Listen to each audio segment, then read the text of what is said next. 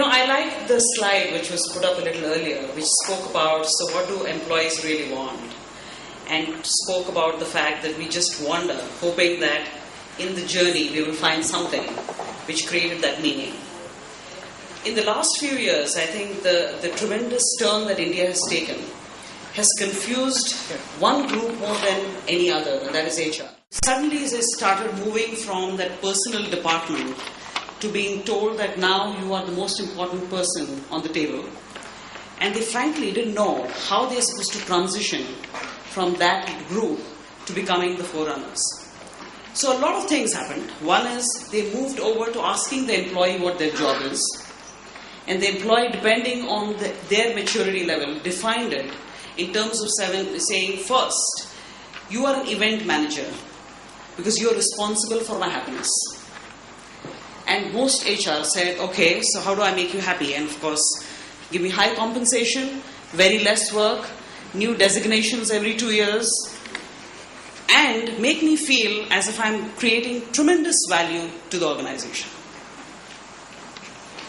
There's no way of doing that, right? Because all the things which they asked for is absolutely impossible for one organization to deliver. Somewhere the role became where an employee believed that because I spend 9 to 10 hours of my working day in an organization, you are responsible for everything which happens in my life, right? If the flyover, and those of you who travel to Bangalore, if the flyover on Hosur Road is taking time, it's your fault. Create knee-jerk great events because your employees are much more intelligent than you think and have memories which are much longer than you think. So they know exactly what you gave up, what you started 5 years ago, why you gave it up, regardless of whether they were in your organization or not.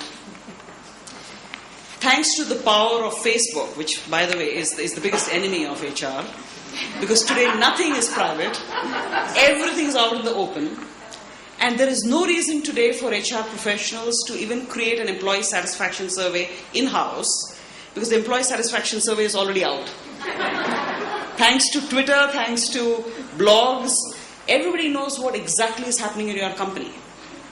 And I think creating a sustainable organization, therefore, means going back to basics in saying it's my job to promise you 3 things. One is that your resume will go up 100% year on year. And you, and only you, are responsible for it. All we can create is give you a fair chance to it. Profitability is something that you have to believe is your responsibility, because the minute you make the company profitable, you make it sustainable, you make it long term, it makes you rich, and you're allowed to do a lot of things which a rich organization can do. So while we think of noble things of saying, the happiness of the employee is the most important one, we forget somewhere to mention that there is somewhere in this chain something called a client who allows you to bring the bread to the table.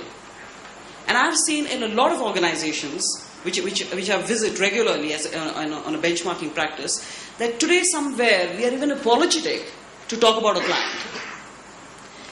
And there are lots of theories on employee coming first. First where? Into your campus? Not into the organization. So I think it's the HR's job to first bring the fundamentals back. You come here to create a career. We promise you a career. We promise you investment in learning. Beyond that, you are as capable as you make yourself to be.